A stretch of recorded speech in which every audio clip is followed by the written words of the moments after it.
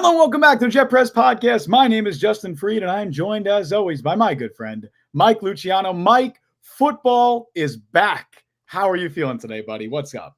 Well, I always like doing these little game preview things, which means that we actually get to talk about some ball, and we can confirm that after the Monday night game against the San Francisco 49ers on the road, because why not give them the hardest possible game and the easiest way to start out 0-1 and get made fun of by everybody? Why not do that?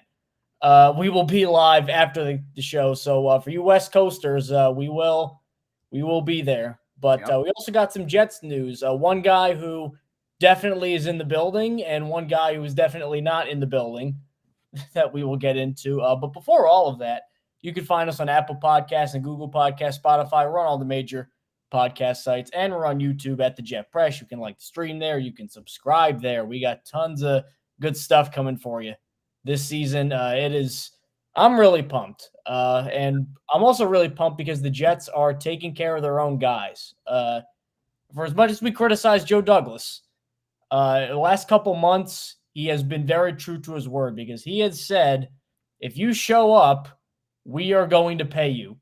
Haason Reddick, get the hint. Michael Carter, the second, who wasn't even the first player named Michael Carter from an ACC school the Jets drafted in the same draft class.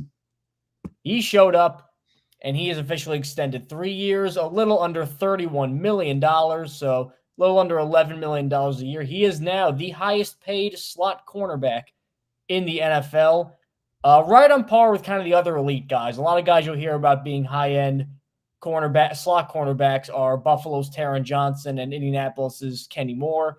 They're both right around $10 million a year, so this is perfectly in line with those other contracts, so nothing really too alarming here. I have two main thoughts on this deal. Number one, it kind of shows how uneducated a lot of the casual fan base is, but not the Jets fan base. I'd say rather general NFL fans, because they'll just look at the numbers and they'll look at he's the third cornerback getting $11 million a year. Well, how could they do this? This is dumb. And that just tells you that they don't understand the impact of slot cornerback play in the modern NFL, and they don't understand how good Michael Carter is at that, despite being a smaller guy. He's probably, 5'9"? Yeah, I think he's listed at barely 200 pounds, and a fifth-round pick who in college, actually at Duke, was a converted safety. So little tiny guy, and boy is he takes on tight ends, he takes on big receivers, clamps him up, willing to hit in the run game. I mean, he's not going to be Ronnie Lott, but a willing run defender who can make some plays there. And number two, I don't think this is a good sign for DJ Reed supporters, because Sauce is going to get a huge contract, Sauce Gardner, especially now, by the way, looking at what Pat Surtain got from the Broncos. I'd imagine he exceeds that, and he'll become the first $25 million a year cornerback, and only the second $100 million cornerback, because Jalen Ramsey did 5 years, $100 million. So he would join a very elite club once it's his time to get paid. Next year. DJ Reed, on the other hand, impending free agent. This is kind of what he came to the Jets for. Was like a $10 million a year guy. No one knew he'd be this good, even though he was good. I could see the Jets saying, all right, we got our guy. So he's not leaving. He's ideally a Jet for life. Sauce Gardner. Michael Carter, as good as he gets at his position, locked in. We'll figure out cornerback 2 on the outside when it comes to it. It reminds me kind of how the Cowboys in the 90s operated with Deion Sanders, where Deion was really the only guy they paid in that second, before Darren Woodson, and they drafted him later. Deion was the only guy they really paid a lot in that secondary. The thought being, well, the impact of having him on the number one receiver and anybody at the two, Kevin Smith, Larry Brown, anybody else at the number 2 spot, that's better than just splitting it between 2 equal guys. And I feel like the Jets are thinking like that too. Like, all right, we got our main guy and we got our slot guy. We'll figure it out on the other end. If we're willing to subtract there to keep these guys happy, I think the Jets have kind of come to that decision.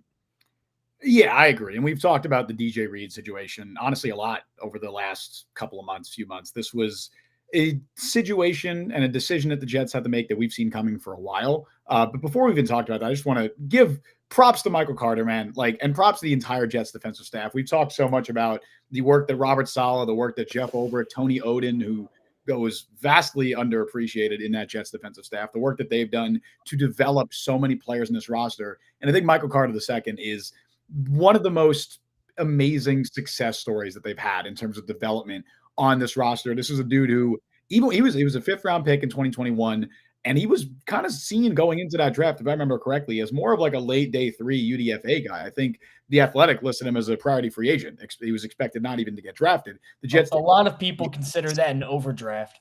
Right, exactly. The Jets take a chance on him in the 5th round. This is a dude who was a 3-year starter at Duke, but he kind of moved around a lot. You mentioned he was a converted safety. He did play some corner in college, but he was really just kind of playing everywhere. Obviously, at 5'9" in the NFL, you're probably not going to hold up at outside corner unless you're DJ Reed, who is an anomaly. But they moved him to nickel corner. He competes for a starting job as a rookie. Remember, they're going into that 2021 season. That was still a really bad Jets defense, a really bad Jets secondary, where they had I'm pretty sure Bless Austin started that year, if I'm remembering correctly.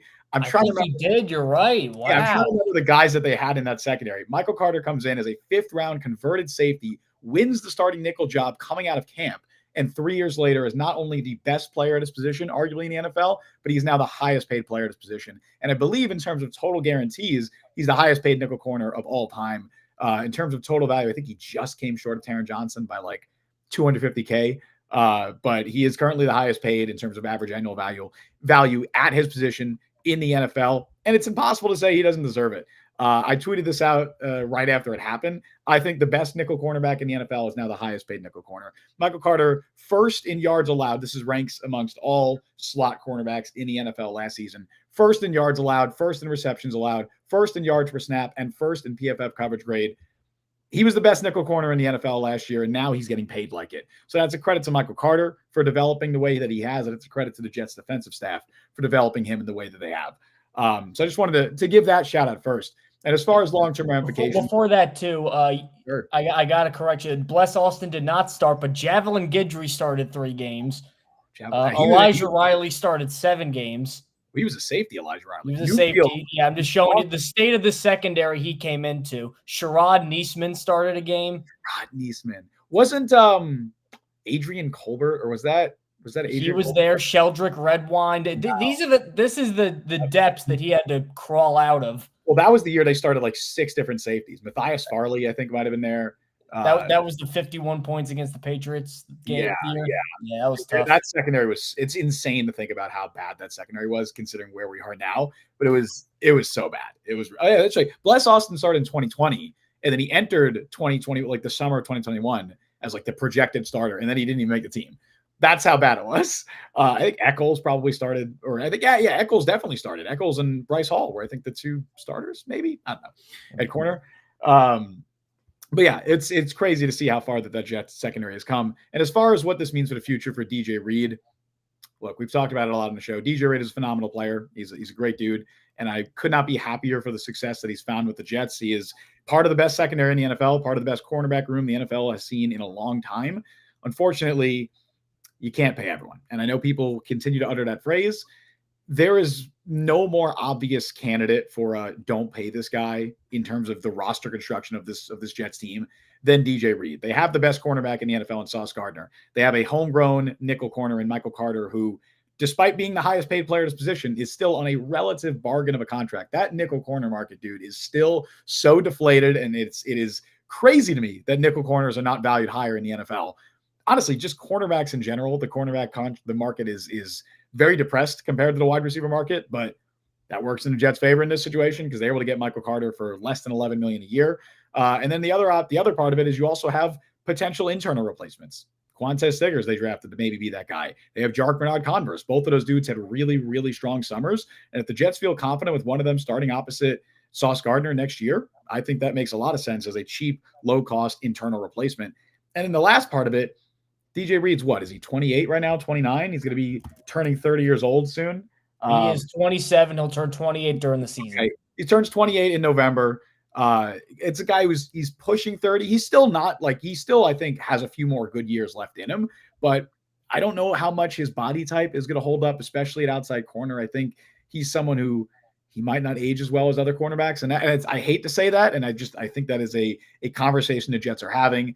There is no more obvious player that you have other guys to pay. There's no more obvious candidate for a let this guy walk than DJ Reed. And that's a shame. And I hope he balls out this year. And I hope he gets a big payday from another team. It's just not going to be the Jets. And this is something that we've seen coming for a while. We had a feeling they would prioritize Michael Carter. It is going to be a lot cheaper to keep Michael Carter, as we've already seen, because the nickel corner market just is not what the outside cornerback market is. It just makes sense. And that sucks for DJ Reed, but you know, it's what it is. It's what it is. And I'm really happy for Michael Carter getting his payday because he definitely deserves it. DJ Reed, and I don't want to use this term like in a negative way because I really don't want to mean it in a negative way, but he's, I think, replaceable in the same way that I thought John Franklin Myers was, in that, like, they're obviously both good players and they've had their best years with the Jets, but it's one of the, you look around long enough, you can get a DJ Reed, you can get a John Franklin Myers. Like, they're out there. They're not singular talents. And this is the first of what's going to be many extensions, because that 2022 class, can you get a better first 4 picks in a row than that? And they all need new contracts. I'd imagine they're all going to get paid. The only one I could possibly see maybe they do something a little weird with would be Jermaine Johnson, just because I feel like they pay Breece Hall. I would have said before, I don't know, just because running backs nowadays, but I feel like Breece gets paid, especially if Rodgers is, we don't know how long Rodgers is going to be here. This gives him like another weapon to play with. Garrett Wilson's a no doubter. You could, my 9-year-old brother would say pay Garrett Wilson, and he'd be absolutely right in that. Jermaine's the only one where I think they could be like, well, you have Reddick if he reports McDonald. There's something there, or if you got to leave one out, it's him. But I think all 4 are going to get paid.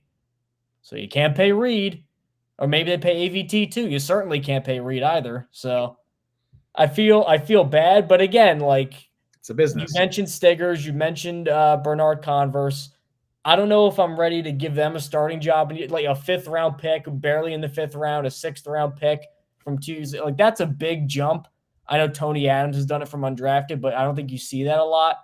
So maybe if we were already going to do like a proto 2025 offseason plan, maybe you take a gamble on like a veteran, on like a cheap 1-year deal. That way you have a guy who you think could be a cornerback 2 on the outside, and just in case that they start falling off, you have internal play. I wouldn't just hand those guys the job immediately, but that's for 2025. For immediately, I'm happy for Michael Carter. This was easy, especially at the price point. Like, yes, if the nickel corner market caught up, like nickel corners, I don't think are ever going to make more than outside corners, and I don't think that necessarily they should. Not to sound too oppressive here, but like, to get him at $11 million a year, when I would say he's better at being a slot corner than DJ Reed is at being an outside corner. Yes. And DJ Reed from 3 years ago basically has the same annual value as Michael Carter now. Like, if this market explodes, this could end up being one of the best deals, maybe the best deal contract-wise Douglas has done in terms of just value from an asset. Yeah, it's great value. And it's also a good deal for Michael Carter because he'll hit the market again in 3 years when he's 28 years old. As we're seeing with DJ Reed, that's still enough time to cash in another deal. So it also shows that the Jets are kind of, I want to say, learning from past mistakes that they may have made with a certain pass rusher who was also homegrown, who they could have extended at a very reasonable price, and they didn't. And then they let him play out the rest of his contract, and that price went way up. Of course, talking about Bryce Huff here, I think getting ahead of the market now is a very, very smart move by the Jets. It sends a message, like you said, to the rest of the locker room. That's, hey, if you are a homegrown talent and you are playing well, we will reward you. And that's not a message that the Jets have really sent to their roster in a long time. I mean, Michael Carter is the first Joe Douglas draft pick to receive a multi-year extension. I don't know if you realize that, Mike. Like, he's had Ashton Davis, I believe, was brought back on a 1-year deal. That might be it. 2019 wasn't him. That was McCagnon. 2019 was McCagnon, so that was Nathan Shepard. That was Nathan Shepard. 2020 was a wash. That was Mekhi Becton. 2020, Davis is the only one who's been extended from that class, or brought back another deal. What a mess. So yeah, I believe Michael Carter is the only Michael Carter and Ashton Davis are the only 2 Jets or Joe Douglas draft picks who have been brought back on a second contract. We'll go to a comment in chat really quick. I think Allen maybe with an O, said DJ Reed is gone. Too bad. The earliest pick we can get from him is a 2026 cop past our A-Rod window. Yeah, but also the other part to consider is that 2026 comp pick could just be your Haason Reddick replacement comp pick. If Reed makes enough money, that could be a third round pick. And that is exactly what you already gave up for Haason Reddick, which I think, Mike, that kind of transition. Translates is what you're looking for. No, transition is the word I was thinking of. Transitions into what we're going to talk about now. And I think it also is a good point to mention that Michael Carter extension, not only does it send a message to the Jets locker room, it sends a message to one Haason Reddick, which is show up and you might just get paid too. And I think that is a message that obviously that wasn't necessarily the top priority of the Michael Carter extension, but I think that was definitely part of it. It's, you know what? As has been proven in writing, if you show up, Joe Douglas will pay you, Haason Reddick. There's really nothing new to report in that, in terms of like his availability for playing on the Jets. He's probably not going to play week 1. I don't think he's coming back probably for this week. I think maybe soon, but again, I thought that a while ago, and here we are still doing this. He's now the only player that is still holding out and not showing up. Some guys are holding out and showing up, and some guys got their situations resolved, like the 49ers, Brandon Ayuk and Trent Williams, both back-to-back. And here the Jets are with Haason Reddick. His agent's, by the way, very busy. His agent's Pat Surtain's agent, so he's working the phones, but for some reason, Haason Reddick ain't moving much. Now, he did show up at a charity event, and he did sign some Jets helmets, but I don't think he's like a bad person. I think he went to that because he had to when he signed Jets helmets because people gave it to him. I don't think that has anything to do with maybe he's warming up to the Jets.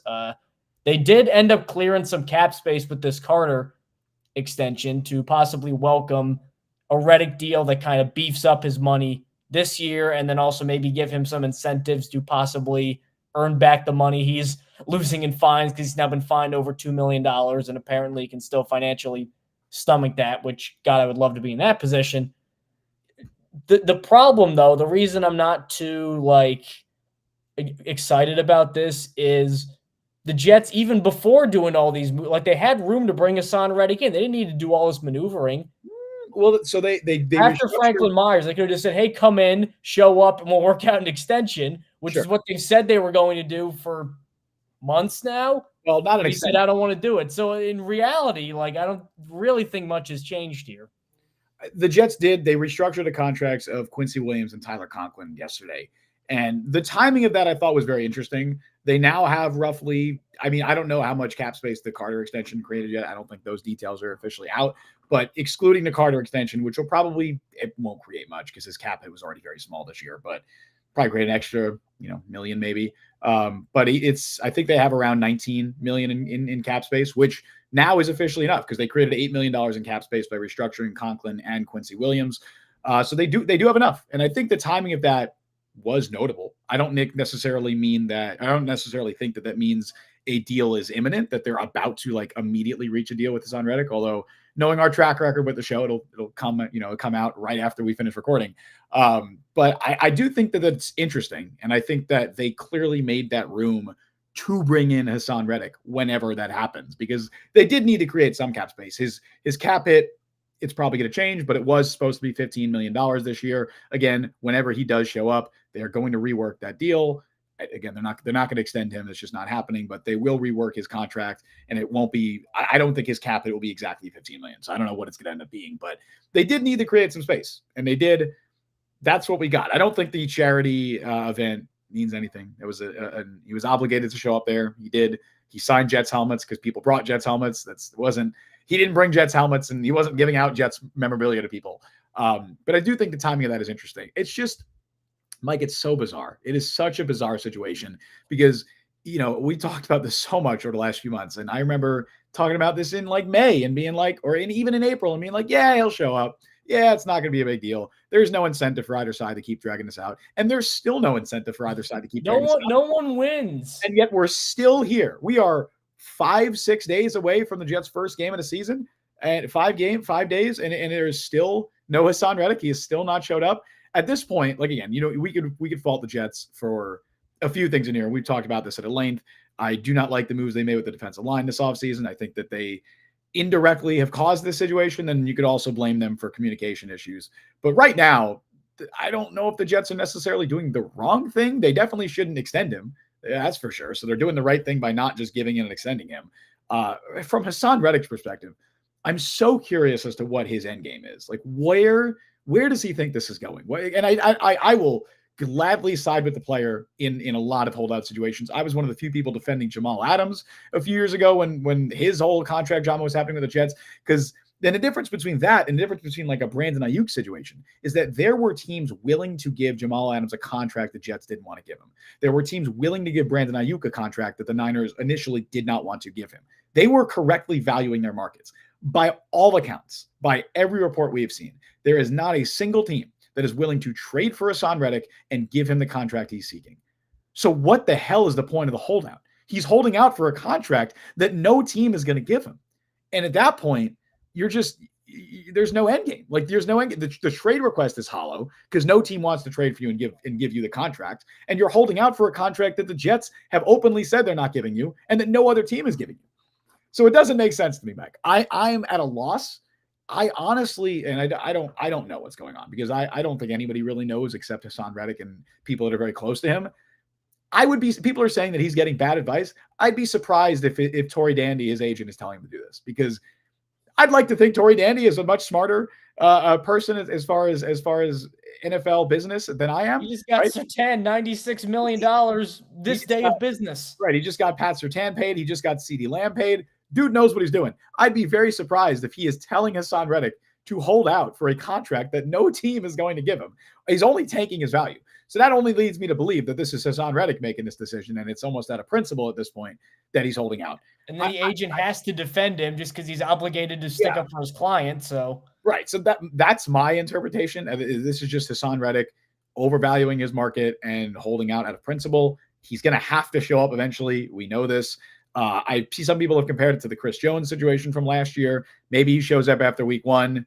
It's possible. They're very different situations because obviously Chris Jones had a rapport with his teammates. He had a rapport with Chris Jones is better than Haason Reddick is. Chris Jones is the best defensive tackle in the NFL right now. So they're not comparable. And again, Haason Reddick has not even met most of his Jets teammates. He hasn't spoken to Robert Saleh since before training camp began in July. Like he's not going to just show up and immediately like be inserted into the starting lineup playing 65% of snaps. It's just not going to happen. He needs to, I'm sure he's learned the playbook to some extent. And also he's playing edge rusher. He's not playing quarterback. It's a bit different, but I don't know. See that guy, go get him. Okay.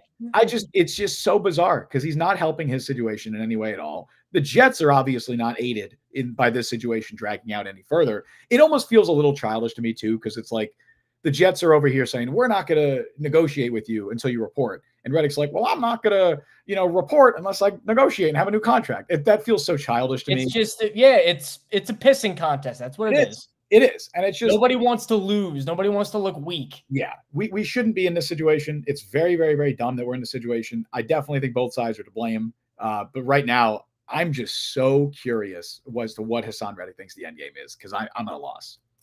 I've seen people defend Reddick, or at least go against Douglas with the logic of, well, if you get Haason Reddick signed and then he helps you win a championship, nobody's going to remember any of that. Like Emmitt Smith did that once with the Cowboys. He held out like 3 games after they won the Super Bowl, and then he got extended and they won a Super Bowl after that. But after Charles Haley threw a helmet at Jerry Jones and almost killed him. But that happened, by the way. But the difference, though, is with how much money he's incurring, and again, that was at the time, Emmitt Smith was the best running back in the league. Anybody would have paid him. Haason Reddick, look, as we've said before, everybody is right, everybody is wrong. Here's why Haason Reddick is right. He is extremely underpaid. He is really good. The Jets knew he wanted a new contract when they traded for him. The Jets are much weaker where Haason Reddick plays. Therefore, getting him is very important and will help you. And they need a player like that because Jermaine Johnson's really good and Bryce Huff's really good. Neither of them are that good. There's where Haason Reddick's right. And the Jets are right with, you haven't done anything yet. Show up. You also are contracted to play legally to play for us. You have to at least show up to play. We're not just going to let you basically come in and say, here's how things are doing. And we're not going to let you get away with this, quite honestly. Yeah. Of ruining the depth chart, kind of messing up the vibe, because everything was going perfect for the Jets this offseason. Good draft, great free agency until this. This is really the one big negative. And then you're going to get what you want anyway. And then we're going to overpay for you on top of that. And then we're going to give you more money. I mean, he's from Camden. He was in Philly. They're good. That's his hometown team. And he didn't want to stay there. So clearly the main motive is not necessarily being in a scheme that I like or being on a good team. It's the payday. So the Jets are saying we have some nervousness about that because, as we just talked about and gave you chapter and verse about, we got to pay like 7 guys. And you knew that because I'm sure they told you, hey, the Jets, you want to go to the Jets? He probably could have said no. And they probably would have redid it. But he said, yeah, of course I'll go to the Jets, knowing all the stuff that they had. So everybody, the way that, you know, people can alter different things and just change how a story is perceived. There are reasonable ways to make it look like the Jets are 100% correct and Haason Reddick is 0% correct, and the other way around. Yeah. That's what so at a certain point, though, like instead of just arguing, remember leverage, instead of that in the PR battle, at a certain point, you want to just like talk like 2 kids who are arguing over who gets to play the video game next. You want to be like, all right, stop. Nobody wins. Yeah. Make up with each other. Because this isn't good for anybody. Because you know what's going to happen to Haason Reddick? If you keep doing this, you're going to come back. You're going to be out of shape. You're going to be cold because you didn't have the reps coming in. So even if you accrue a league year, it's not going to be your best year. You're not going to keep that 10-sack streak. That's probably going to get you paid a lot of money on the open market. And if you keep holding out, well, your contract's not going to accrue for another league year. And you're going to be right back with the Jets, and then around and around we go. No one is helped by this. Yeah. On either side, and yet and again, I get from a personal level, the Jets don't want to let Haason Reddick basically say, F you, pay me, and then get away with it. And Haason Reddick doesn't want to be underpaid, but somebody's got to humble up. You can't keep doing this. Yeah, I'll get to a couple of comments here. One from John on Facebook. Actually, I'm going to get to 2 comments from John. Said, I wouldn't be surprised if we see him tomorrow. Too many dots to connect the last 24 hours. Dots connected a month ago. I wouldn't be surprised if Reddick shows up in 10 minutes. I wouldn't be surprised if he shows up week 11 at this point. I don't know. Like, I almost don't care. It's like at this point. I care. I definitely understand the exhaustion with it. And actually, this gets me to John's second comment here where he says, top 5 defense now, top 2 with Reddick. I agree. I think the Jets can still have a top 5 defense without Haason Reddick. But I want to, and this isn't what you're saying, John. This is what I've seen other people have kind of said. I want to get to some criticisms that I've seen or some comments I've seen that are just very nonsensical, Mike. And you know we love calling out false narratives. We have depth. Okay. I have been told this offseason that simultaneously Haason Reddick is better than Bryce Huff and John Franklin Myers combined, but simultaneously the Jets don't need Haason Reddick. Someone make sense of that because that doesn't compute with my brain because Bryce Huff and John Franklin Myers were 2 of the Jets' 4 best defensive linemen last year. Bryce Huff has been the most efficient pass rusher in the NFL last 2 years. John Franklin Myers is a really, really good and really vastly underrated player. So if you're going to tell me that Haason Reddick is better than both of them combined, but that we also don't need Haason Reddick, that doesn't make sense to me. And I've even seen people, and this is coming from this isn't meant to take shots. Rob Carpenter, former Jet on Twitter, disagreed with the take I had, or I was basically, and this wasn't even like a take. I think this is a very, very cold, mild opinion to have. I said, if Reddick doesn't show up, the Jets essentially got rid of Bryce Huff and John Franklin Myers and made no meaningful additions to their D-line. I trust Saleh, and I still think the unit's going to be good, but that's not ideal because I do still trust Robert Saleh. I do still think the Jets can have a top 5 defense with Haason Reddick.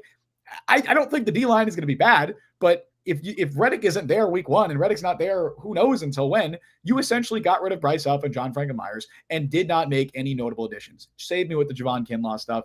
He's not even better than Quentin Jefferson from at least what we've seen to this point. He might be better this year. He hasn't been in the past. And also he has injury concerns. So, and then Rob responds back and he goes, they got 3 UDFA guys that'll be playing Tack McKinley, a former first-round pick. Additions were made without Reddick. Well, I thought you didn't like Will McDonald. Now he's good enough to replace Haason Reddick. Not even he's talking about Tack McKinley, not as a former first. No, I'm saying even beyond, because obviously McDonald would probably be the biggest benefactor. Like, Jets fans aren't going to like it, but Michael Clemens is going to be the biggest benefactor. But Michael Clemens is the guy who's going to receive the biggest uptick in playing time from all this. But look, I love Braden McGregor. I love Leonard Taylor. I love Eric Watts. I love what we saw from them this summer, Attack McKinley as well.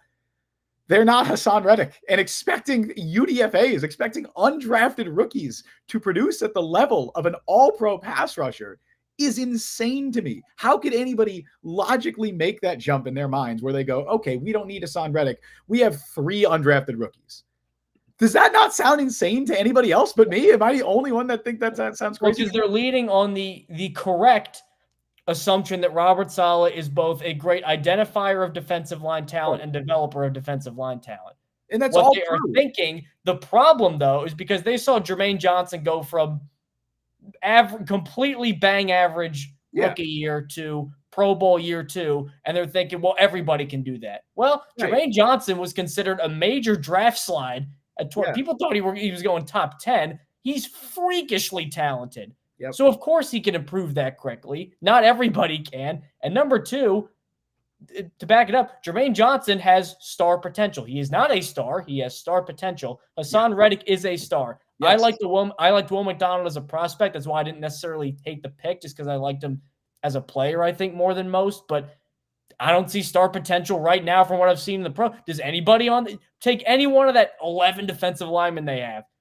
Solomon Thomas, Braden McGregor, Leonard Taylor, guys I like that I think could be good NFL players, but you can stick 3 of them together. They're not Haason Reddick. And Haason Reddick is banking on, I think what he's banking on is they're going to go play the Niners. They're not going to get pressure on Brock Purdy, and they're going to go, wow, we really need him. And then they come back with their hat in their hand like, I'm sorry, Haason, and they'll pay. That's what he's banking on, which, by the way, that'd be a really bad look in the locker room if that's his end. Oh, that would really ruin stuff. And this goes again, why it doesn't help anybody. I think that would ruin Hasan's leverage also. So now the Jets are going, what? You sabotaged us? And probably against our most important team of the year, week 1 Monday Night Football. You said, let's go let the dummies out there. They'll get killed and then they'll pay me. For guys you haven't even met yet, that would mess up the locker room even more too. So again, nobody wins. Yeah. I think the logic is coming from a good place. Because like you said, the logic behind, we can just replace him internally is sound if their logic is, Robert Saleh is a great talent evaluator and developing defensive line talent has always been his thing. That's totally fair. And the logic is fine there. But as John is saying here in chat, we don't need him to be good, which is true, but Super Lee with him. The Jets are an all-in team this year. They are trying to win a Super Bowl. They have 1 to 2 years where this window is open. They trade for Haason Reddick. Right. Exactly. They traded for Haason Reddick, who was in the last year of his deal, because they're trying to win a Super Bowl this year. You do not want to be trying to win a Super Bowl with Michael Clemens as one of your starting edge rushers. That's not good. That's not a good strategy. Sure, and people are like, Braden McGregor is going to take that role. I would love if Braden McGregor was a Pro Bowler this year. But guys, let's be real. I will drive from here to Ann Arbor if Braden McGregor is a regular starter. Yeah. On this team. It is not to me. Good looking guy. If he's a regular starter on this team and you're banking on that in a Super Bowl year, it's wild to me because I'll say that stuff on Twitter and then I'll get ratioed by people telling me that the Jets defensive line depth is better this year than it was last year. That's a real conversation I had on Twitter, and more people were agreeing with the other person, saying that the Jets it's still good, but of course it's still good. It's the fucking Jets. Of course, the Jets under Robert Saleh will never have bad defensive line depth. That's just never going to happen. They have 11 or 10 roster spots on defensive linemen right now, plus 11 if you include Haason Reddick. It's not going to be bad under Robert Saleh. He will never let that happen.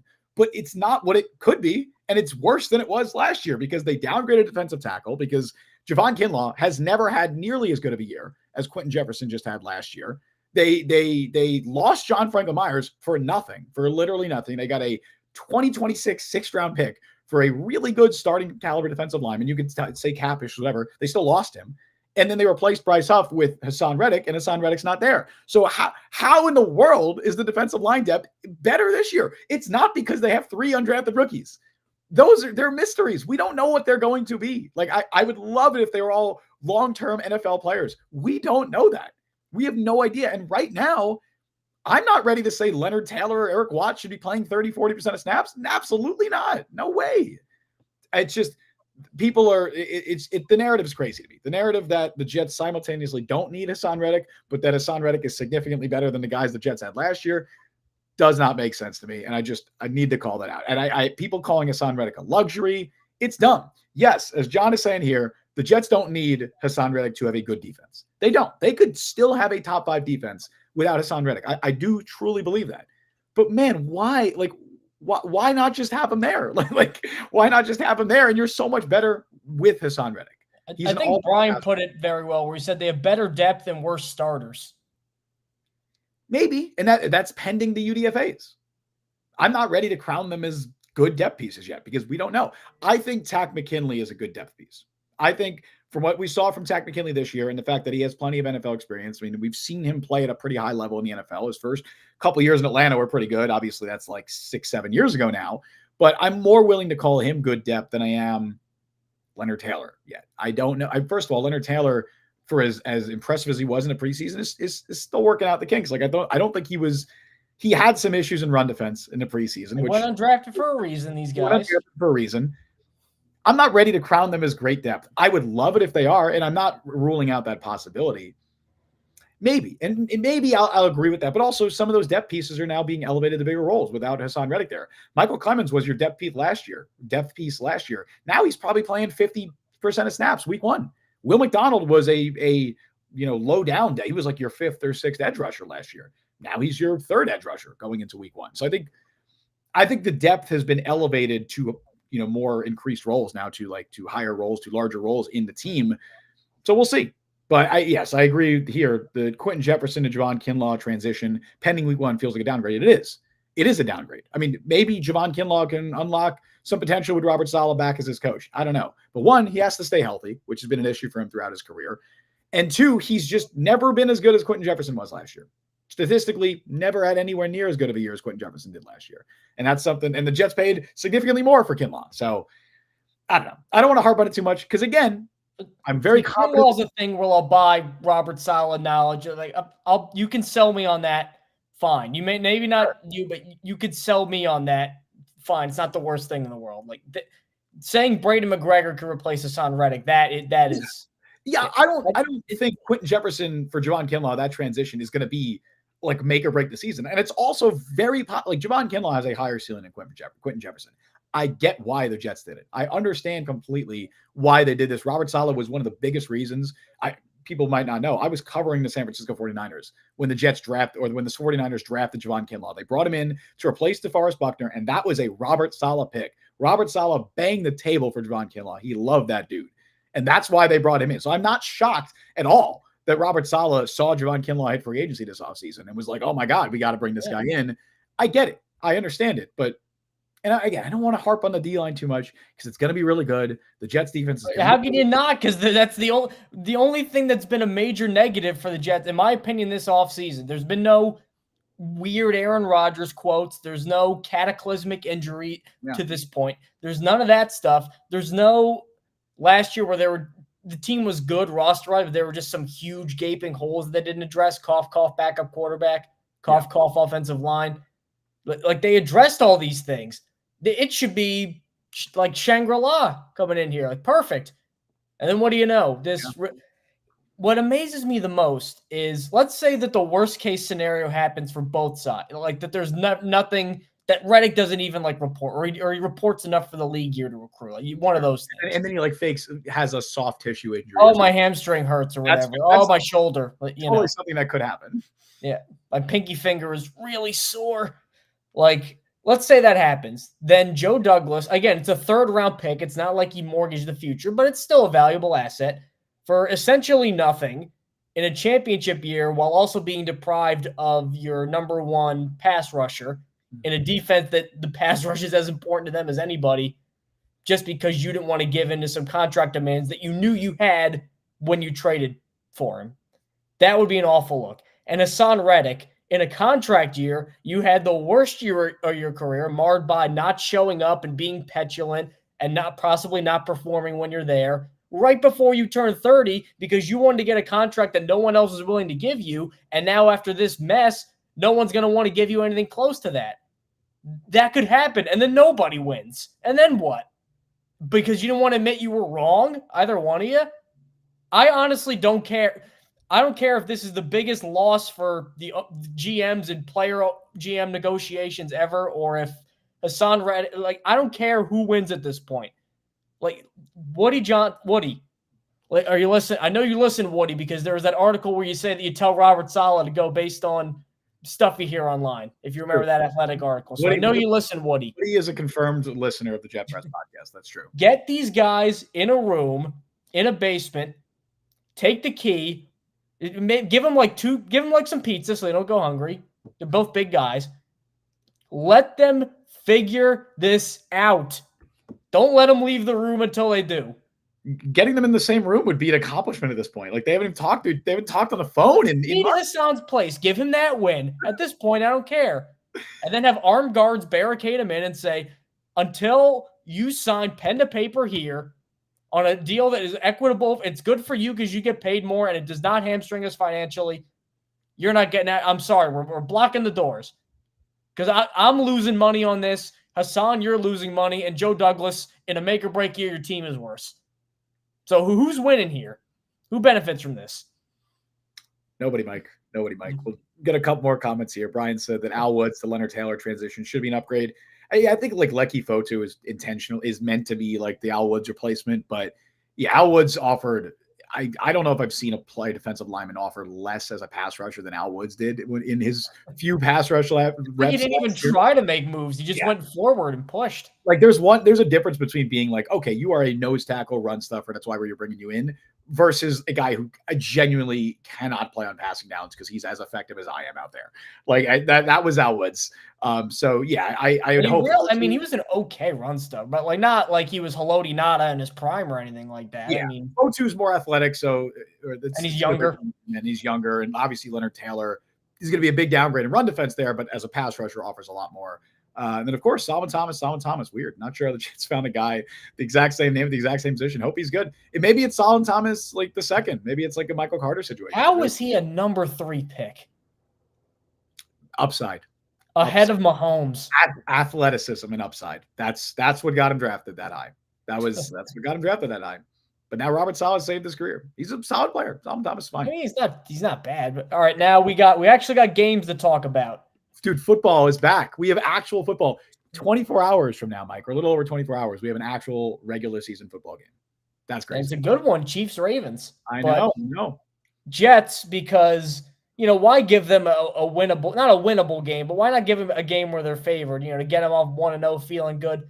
Monday Night Football, already bad vibes, considering last year. Against Leonard Floyd, already even more bad vibes because he's on the Niners now. We left Buffalo to go to the Niners. On the road, not great either. San Francisco, Aaron Rodgers' nemesis, no matter how good they were, how good the Packers were, it's always been his nemesis, his hometown 49ers, and they're probably the best team in the league. A lot working against the Jets. I still think, I'm not the biggest fan of Brock Purdy as a quarterback, but I still think the Niners are my pick to come out of the NFC this year, Super Bowl-wise. Because if you just look 1-53, and I know their secondary is not particularly great. I know their corners are kind of iffy.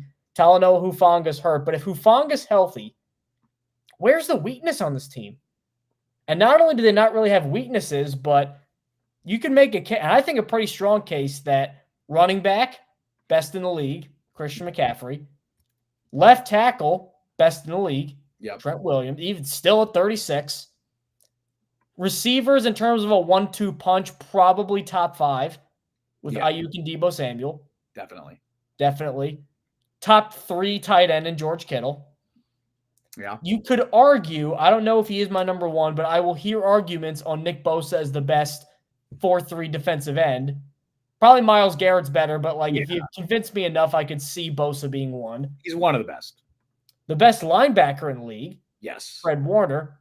Him and Roquan Smith, but I still think it's Warner. This team is loaded.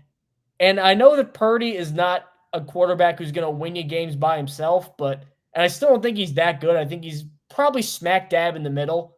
If you had to rank all the starting quarterbacks, I think he's in that 16, 17, 18.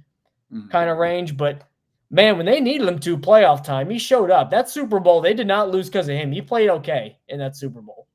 That was not his fault. So this is as tough an environment for Aaron Rodgers' return and all these new pieces. This is as tough an environment to start out in as you can possibly get.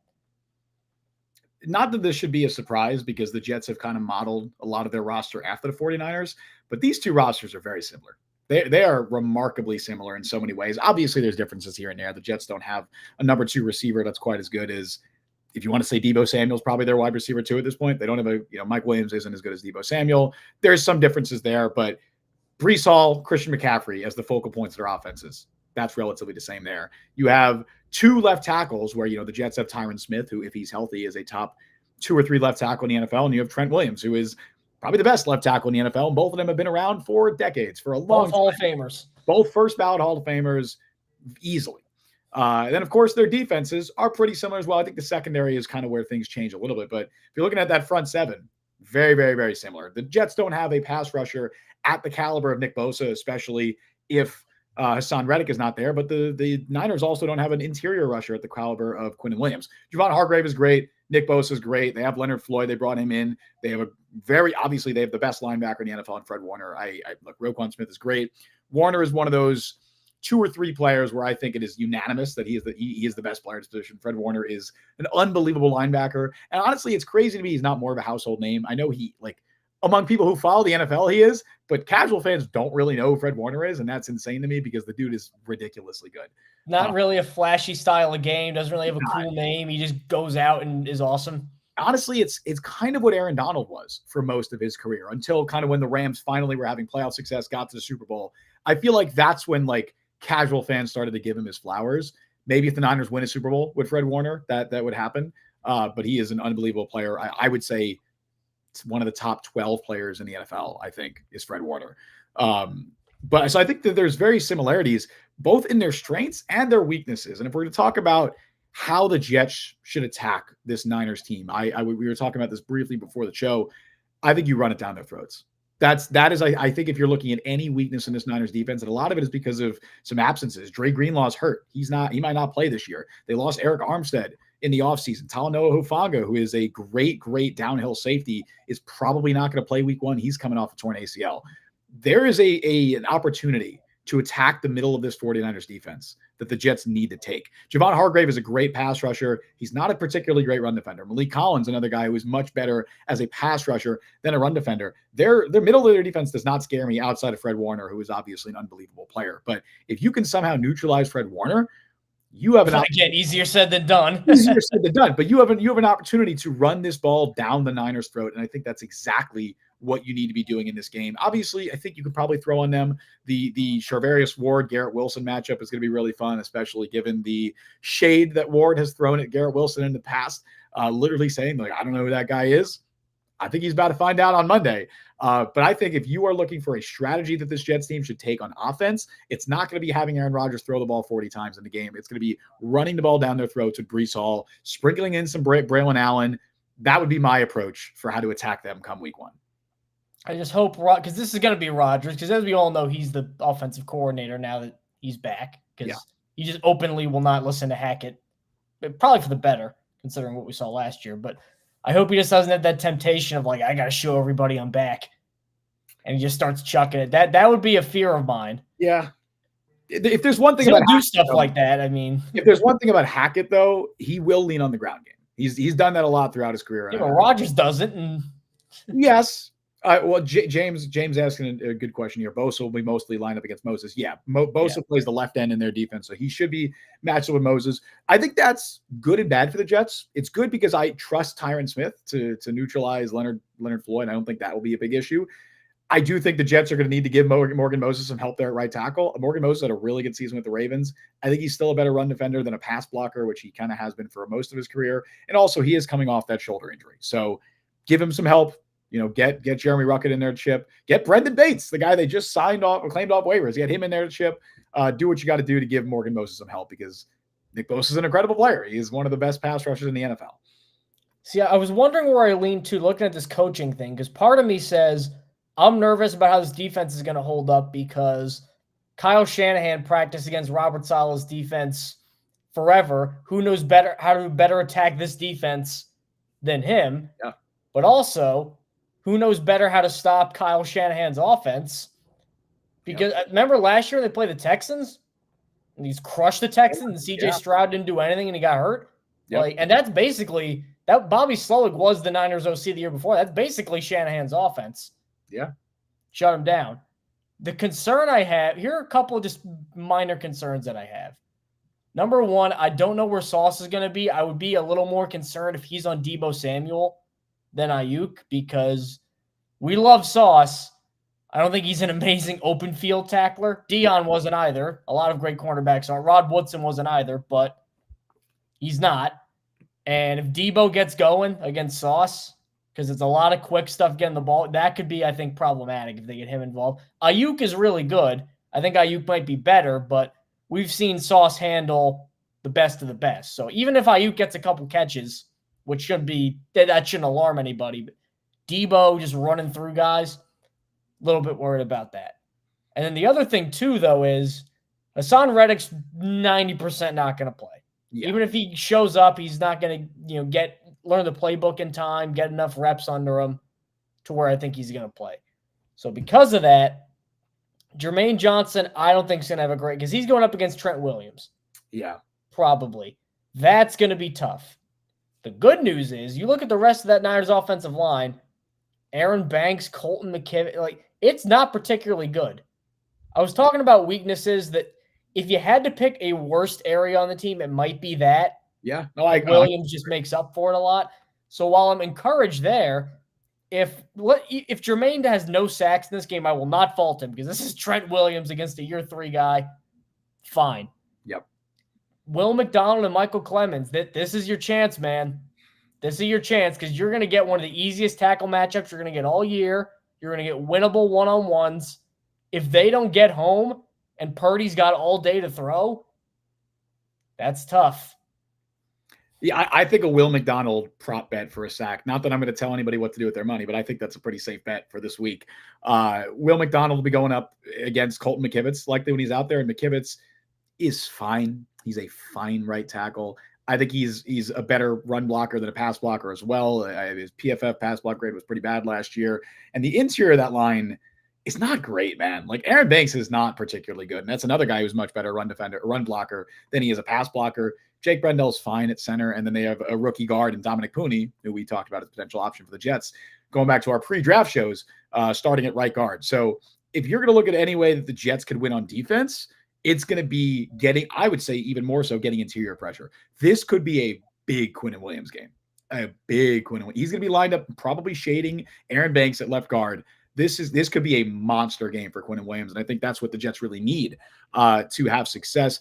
I would also worry, though, about the same way I talked about the Jets attacking the Niners defense. I could see teams attacking the Jets defense that way, too, because the interior run defense outside of Quinnen Williams, it's not great. Like Quinnen Williams is great. He's a fantastic pass rusher, a really good run defender. But Javon Kinlaw is not a good run defender. He has never been in his career. They don't have Lecky Fotu this week, so it's really for the next few weeks. So Solomon Thomas is your next best interior run defender. That's not great. I don't want to see Christian McCaffrey. Right, against Christian McCaffrey and a Niners interior offensive line that does run block better than they pass block. So I would say that would be a concern to me. One guy that I'm going to look at is kind of an X factor. Not that we were going to do like X factors, but this just popped in my head. Partially for this, but also what you were talking about before, where it comes to the open field tackling. I'm looking at Chuck Clark. That is a guy who I think really needs to have a strong week 1 because the Niners are an offense that, and this is every Kyle Shanahan inspired offense, is built on getting guys in open space and making guys miss. Deebo Samuel does that better than almost any wide receiver in the NFL, but it's not just him. Brandon Ayuk can do it. George Kittle is an amazing yak receiver for a tight end, especially at his size. We know Christian McCaffrey in the open field is dangerous. They have so many weapons in an offense that can make plays after the catch and in open space. And the Jets have in the past, and even last year, they can be a little undisciplined on defense sometimes. I know Jordan Whitehead is gone, and that was a lot of the root of the issues with Jordan Whitehead, but Quincy Williams, for as incredible as he is, can still be a little undisciplined. And it's week 1. You're still going to be having to shake off some of that rust. I think that favors ball carriers more than it does defenders who are still trying to get accustomed to tackling again because they have not been tackling at full speed all summer. So that's why Chuck Clark, who has throughout his career been one of the best tackling safeties in the entire NFL, I think he's going to be such an important player for this Jets defense in week one. They're going to need him to be making tackles in open space, because I don't trust Sauce Gardner to do it. I don't trust Quincy Williams to be doing that regularly right now and come week one. I think that could be a major, major concern for the Jets. And Chuck Clark is somebody that I'm keeping my eye on, saying, all right, he's someone who needs to do this. He's someone who needs to step up and make these tackles in the open field and show why he's an improvement and an upgrade over Jordan Whitehead. I will say, though, here's something that's encouraging, because the guy in charge of their defense now, Nick Sorensen's their defensive coordinator, but their assistant head coach for defense, Brandon Staley. Now, Brandon Staley. Not about that. That's right. Wow. Brandon Staley, actually, historically, up until the last year where everything fell apart, pass defense, a lot of cover 7, a lot of cover, not terrible. Yeah. Run defense continuously gash. I mean, I think I did mock drafts for the Chargers like 3 years in a row. I had them taking an interior defensive tackle, and they never did. Yeah. Because it was that egregious. So maybe that's one of the trade-offs of just going to that scheme. Like when the Jets signed up for Robert Saleh and they committed to his scheme, like they know we're going to have to keep this many defensive linemen. We're not going to blitz a lot. Like some schemes just have flexible rules that don't really break. Now, Saleh appears to have a lot of very good ones, and he has good players to execute them, but he's just never going to blitz. He's never going to be Brian Flores, blitzing 7 guys on 2nd and 4. They're just not going to do that. Staley, because of the way his scheme works, he's just not, I don't think, ever really going to be an amazing run-stuffing coordinator unless, like he was with the Rams, you have like Aaron Donald and just you luck into this amazing run-stuffing line, which he didn't have in LA and he doesn't have now in San Francisco. So that's all more reason to ride Breece Hall. Like if I'm in charge of coordinating, if I'm offensive coordinator Aaron Rodgers, minimum 25 touches for Breece Hall. Yep. You are throwing up after this game. If you're not throwing up, we didn't do a good job getting you the ball enough. Now, not every game's going to be like that. Some games, I'll be fun. You would throw it 50 times, air it out. This is not the game for that. This is not the team for that. Because also, you need to control the clock. And not to get too old-timey, conservative stuff, but whoever wins the time possession battle is winning this game, because they're going to be controlling the ball on the ground. And if Breece Hall is getting stopped and Christian McCaffrey is not getting stopped, good night, Vienna. That's all she wrote. I think, and I had to look this up just to make sure, Charvarius Ward doesn't follow receivers, it looks like. It looks like he is basically strictly a left. I was told that doesn't make you a good cornerback if we're listening to Asante Samuel. A lot, and again, they run a similar defensive scheme to the Jets. I'm not surprised at all that he doesn't follow opposing cornerbacks. He played all but 32 snaps last year at left cornerback. He played 820 at left cornerback and 32 at right cornerback. So he's almost exclusively on the left side. That means if the Jets are moving their receivers around, which they will be, there's going to be opportunities for Garrett Wilson lining up against Diamador Lenore, maybe if he's in the slot, or that's such a cool name, though. Dude, I interviewed Diamador Lenore when he was coming to the NFL. Really good dude. Really? Oh, well, that's nice. Good guy. I don't even know who is their second corner. Isaac Yiadom is starting for them, the former Colt. Oh, yeah. Was he a Colt, right? No, he was a Bronco, I think, for a while, and the Saints. I was thinking Broncos. Yeah, yes. One of the horse teams. That's crazy that he's starting for them. He's their second corner. Yeah, all right. There's going to be opportunities for Garrett Wilson in this game to be making some plays. They also have Rock Yassin. That's a former Colt. Yeah, there's going to be opportunities for Garrett Wilson when he's not lined up against Charvarius Ward, even when he is against Charvarius Ward, because Charvarius Ward is not necessarily the best cornerback in the NFL. I'm pretty sure when we were talking about guys who hold a lot, how many penalties did Charvarius Ward have last year? Wasn't it a ridiculous amount? Wasn't it so many? It was high.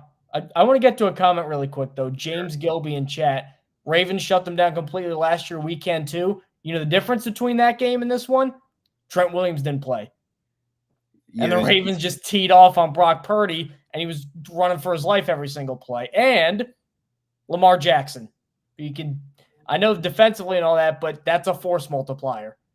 We think Aaron Rodgers can be good. Even if Aaron Rodgers, I think, even hits the high end of what I'm expecting this year, I am not expecting that level of Lamar Jackson play from him.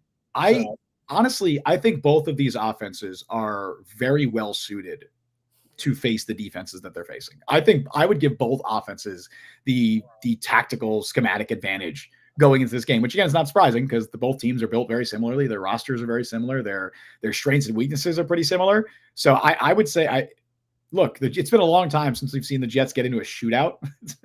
I guess what like the Chiefs, not the Chiefs game wasn't a shootout, but it kind of felt like one a little bit. I don't know the last time when's the last time the Jets were in a game where both teams scored 30 points? 1998. I don't know. Like, getting a recent example, but I think this has the potential to be one of those games because I think the Niners are so good at exploiting weaknesses on defense that even though the Jets have so much talent in their defense, they're going to find ways to exploit it. And I think it's going to be those plays after the catch. They're not going to be going one-on-one shots against Sauce Gardner. That is not how they're going to attack this defense. They're going to go short, intermediate stuff where they're going to try and make plays in open space and after the catch. And I think they're going to succeed doing it. I really think the tough part for Saleh too, as you mentioned before, the offense having the advantage is their whole. It's not Tampa 2 necessarily, but it's everybody hang back, no big plays, make them do 10-play drives. Eventually, they'll mess something up. Well, when you have McCaffrey and Tebow and Ayuk and Kittle, you don't mess up as much. And that's why it really hurts not having Haason Reddick for this game, most likely, because it's like, man. That's how you force pressure. That's how you force mistakes if you get pressure on the quarterback. Don't worry, though. Brady McGregor will do it just fine. So I truly think we're getting a Will McDonald sack this game. Quinnen Williams has to have a monster game. Mike, I think it's time for our first predictions segment of the year. And I have them going 0-1 to start the year.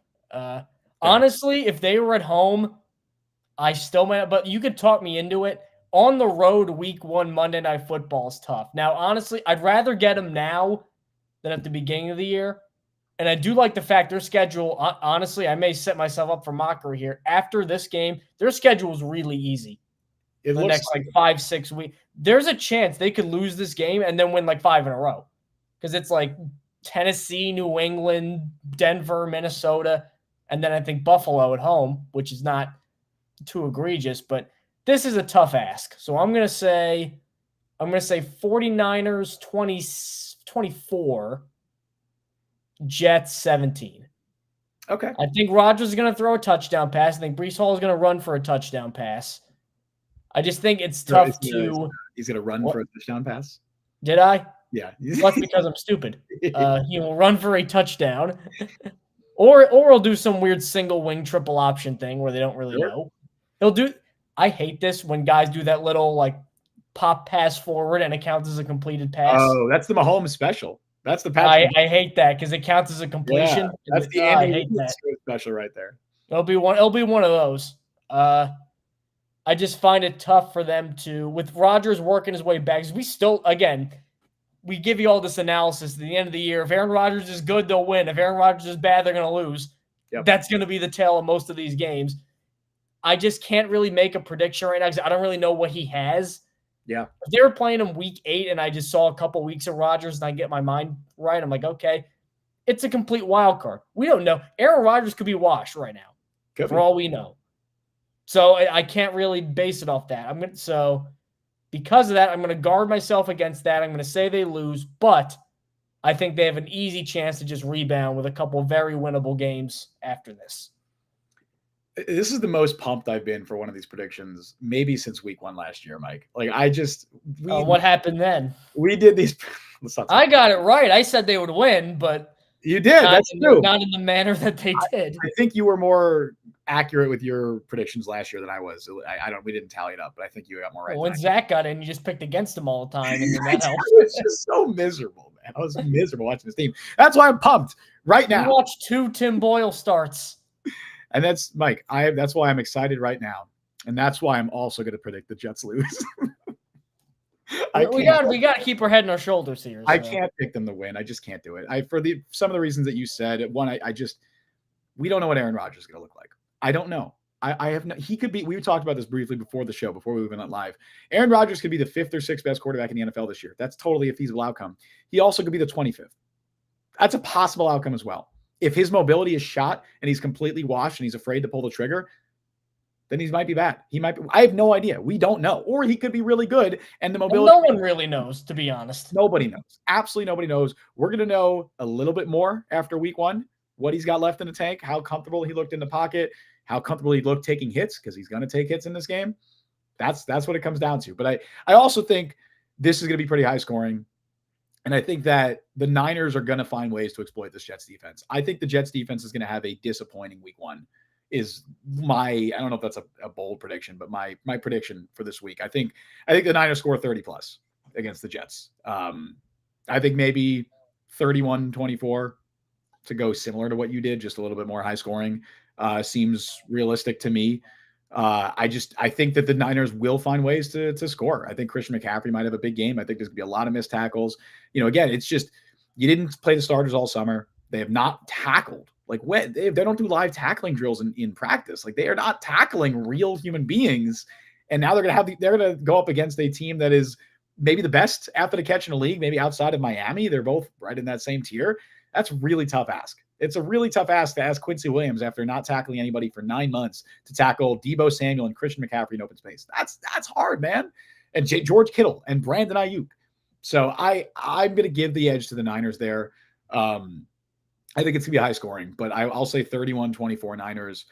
And yeah, we'll see. We'll see if we're both right or we'll see if we're both wrong. I don't know. That's my prediction. Let us know. Prove me wrong. Let us know your predictions. We got John said I'll pick them for you. 24-17 Jets, baby. I wish I could do that. I wish I could just sit up here and be like, yeah, like part of me is like, just do it for the meme, but I can't. Also, Brian, our resident statistician, saying Jets and Browns both scored 30 plus in 2022. The Flacco comeback. That was the Flacco kiss. There wasn't even a Zach Wilson. That was that week 2. That was when they were down with like 31-17 with a minute left and they won. That's right. Yeah, that's almost like I don't even know if I call that game a shootout because like 2 of the scores happened in the last minute or last 2 minutes. So, but that would count. I'm trying to just remember or think rather. I feel bad because honestly, considering all the hype I have around this team and how excited I am to watch this team if they're healthy, because I think they are really deep. Like San Francisco's one of maybe 3 teams I would have picked to beat them week 1. Maybe the Chiefs, maybe Baltimore. Yeah, did they get a rotten draw? But again, I'd rather them do it kind of get it out of the way now. That way, if you have a stinker now, you can recover from it instead of week 14 or whatever. Yeah, man, it's gonna be fun. It's gonna be wild. Jets football's back, dude. We are gonna watch an actual live New York Jets game, and of course, if you want to listen to us talk about the game, even though it's a Monday night, we will be live here on the Jet Press YouTube channel, live immediately following the game. There's a chance one of us might not be here to start, but we will both be here eventually. Keep an eye out for that if you want to hear our thoughts on the game. Last year when we did it after that first Monday night game, it was one of the most ridiculous nights of watching a sport that I've ever had. I mean, because we won in a crazy way, but then we were talking about trading for Kyler Murray. It was a weird. Oh my God, you're right. We were talking about options. Little did we were like, well, obviously, there's no way they're going to stick with Zach Wilson the whole year. We just thought that, and then little did we know our savior was Trevor Siemian. Talking about Jameis, I remember too. Yep. And then we got Tim Boyle and Trevor Siemian. Thanks, Joe Douglas. And Brett Rippon. Brett Rippon was on the roster at the end. Brett Rippon was on the roster. Yeah. Brett Rippon in the end. We never let it rip though. Hopefully he didn't let it rip. Hopefully this Monday is a different sort of emotion after the show. Because it was wild last year. But I'm excited, Mike. I'm very, very excited. So thank you guys for tuning into the Jet Press podcast. Let's hope for a 1-0. And no matter what happens, win or lose, you'll find us on all the podcast platforms and YouTube at the Jet Press. You can subscribe and like the stream. Liking the stream really helps.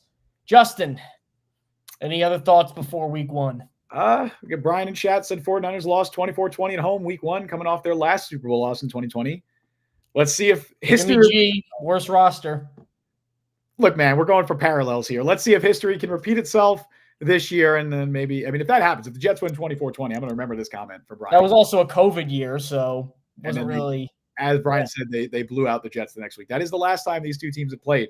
I was just looking this up. Do you know who the Jets' leading receiver and rusher in that game was? In that week 2 game against Niners in 2020? In the week 2 against 2020, leading receiver and rusher, same guy? No. Well, who were each of them? Let's do a little trivia at the end here. Frank Gore. Yes, Frank Gore is the leading rusher. And leading receiver. Ryan Griffin? No, it's so sad. That's a fair guess. It is. That's a less sad guess than Ryan Griffin. No, it is everyone's favorite lacrosse player, Chris Hogan. Chris Hogan. Wow. He was on the Jets? He was on the Jets in 2020 for, I don't even think the full year, but he was on the Jets. So Chris Hogan was the leading receiver. Man, I must have memory hold that. It is not a fond memory in our Jets fandoms. But anyway, that little trivia to end the show. Thank you all for joining us on the show today. You can follow Mike on Twitter at by Mike Luciano. Follow me on Twitter at Justin T. Freed. Follow Jet Press at the Jet Press. Download the Jet Press podcast wherever you get your podcast. Check us out on YouTube. Subscribe, like, hit that notification bell. You guys know what to do. We stream live every Wednesday at 3 p.m. Eastern time. And now that the season is here, we stream live immediately following every single Jets game. We will be live Monday on the Jet Press YouTube channel. Make sure you check us out. Thank you all for listening to the Jet Press podcast. I've been Justin Freed. That has been Mike Luciano. We will see you guys on Monday. And let's hope for a happy post game, as we didn't get many of them last year, so let's hope for one this year.